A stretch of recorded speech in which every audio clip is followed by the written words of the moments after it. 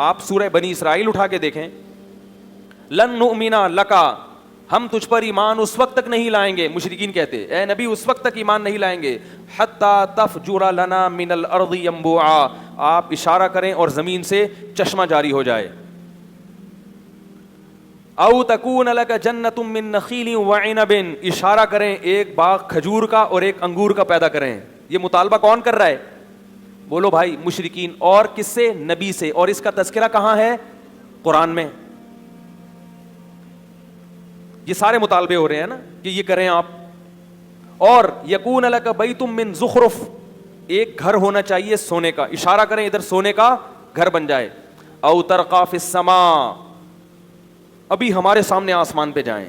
ہم کہتے ہیں نبی آسمان پہ گئے ہیں, یہ معجزہ تھا, لے جانے والا کون ہے؟ اللہ. اسباب کی دنیا میں اپنے اختیار سے انسان اتنی اوپر نہیں جا سکتا. ممکن مر جائے گا نا انسان, آکسیجن بھی نہیں ہے, اور اتنی یہ اللہ کی قدرت تھی کہ اپنے حبیب کو ساتویں آسمان پہ لے گیا. تبھی اس میں کوئی اعتراض بھی نہیں ہے, اشکال بھی نہیں, بھائی اللہ سب کچھ کر سکتا ہے. تو او ترقی فی السماء, آسمان پہ جائیں. لن نؤمن لرقیہ حتی تنزل علینا کتابا نقرأ, اور ہم جانے پر یقین نہیں کریں گے جب تک ہمارے سامنے آسمان سے قرآن لے کر نہ آئیں.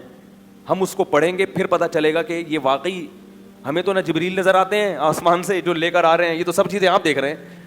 ان تمام چیزوں کا نبی نے جواب کیا دیا قرآن میں. نبی یہ بھی کہہ سکتے تھے کہ بھائی اللہ نے مجھے اختیارات دیے ہوئے ہیں, لیکن میں تمہارے بیجا مطالبوں پہ اپنے اختیارات کو استعمال نہیں کروں گا. میں جب چاہوں گا تو معجزہ دکھاؤں گا, جب چاہوں گا معجزہ نہیں دکھاؤں گا. اختیارات تو ہیں اللہ کی عطا سے, میں سب کچھ کر سکتا ہوں, لیکن میں کر نہیں رہا. یہ نہیں فرمایا. فرمایا سبحان ربی, قل اے نبی ان سے کہہ دیجیے سبحان ربی, میرا رب ہر عیب سے پاک ہے. عجز والا جو عیب ہے نا, کچھ نہ کر سکنے کا عیب, اس عیب سے کون پاک ہے؟ میرا رب پاک ہے. ہل کنتو الا بشرن, نہیں ہوں میں مگر ایک انسان, رسولہ, اللہ کا بھیجا ہوا پیغمبر. تو انسان تو یہ کام نہیں کر سکتا, انسان کو اسباب سے ہٹ کے اختیارات نہیں ہوتے, انسان کی صلاحیتیں محدود ہوتی ہیں. اتنی کلیئر کٹ بات قرآن میں آنے کے بعد بھی حیرانگی اس پر ہوتی ہے اس امت میں شرک کیسے پھیل گیا. بھائی یہ تو قرآن کے ترجمہ پڑھ لو تو سمجھ میں آ جائے گا. پتہ یہ چلا کہ اللہ نے اپنے نبی کو اس قسم کے اختیارات, بولو بھائی, نہیں دیے تھے. ہاں جب اللہ وحی کرتے کہ آپ یہ کام کریں, ہم آپ کے ہاتھ پہ یہ معجزہ دکھا دیں گے, تو اللہ تو جس کو چاہے دکھا سکتا ہے. جس کے ہاتھ پہ, وہ بزرگوں کے ہاتھ پہ کرامتیں بھی ظاہر کر سکتا ہے, اور انبیاء کے ہاتھ پہ معجزے بھی ظاہر کر سکتا ہے. یہی وجہ ہے کہ حضرت موسیٰ علیہ السلام لاٹھی کو سانپ بنانا نہیں جانتے, اور نہ ان کو اللہ نے اختیار دیا. اگر اختیار دیا ہوتا تو ہر دفعہ اللہ سے پوچھتے نہیں کہ اب کیا کرنا ہے. پہلی دفعہ جب اللہ نے حضرت موسیٰ کے ہاتھ میں لاٹھی پکڑائی, بلکہ پہلے سے لاٹھی تھی, اللہ نے پوچھا یہ کیا؟ فرمائی ہے, فرمایا پھینکو زمین پہ. جب زمین پہ پھینکا وہ سانپ بن کے دوڑنے لگی. اگر خود سانپ بنائی ہوتی تو موسیٰ علیہ السلام اسے دیکھ کے خوفزدہ ہوتے؟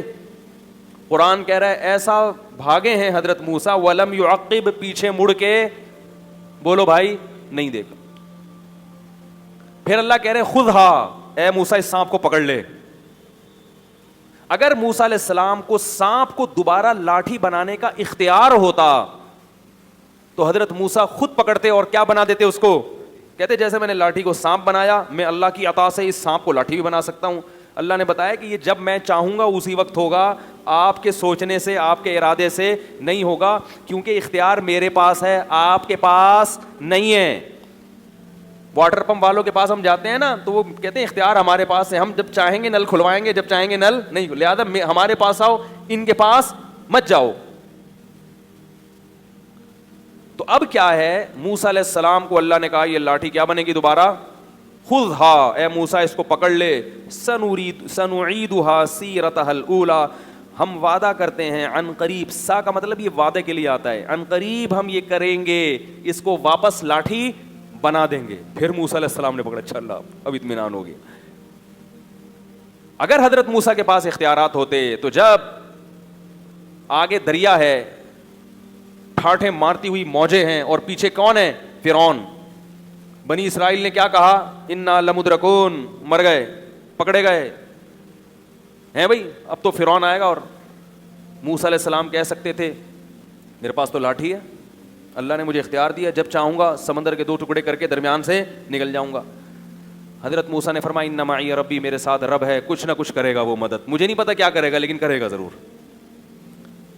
تو اللہ نے کیا کہا اس لاٹھی کو، اے موسیٰ اضرب بعصاک، اپنی لاٹھی مار کہاں پر، البحر، سمندر پہ.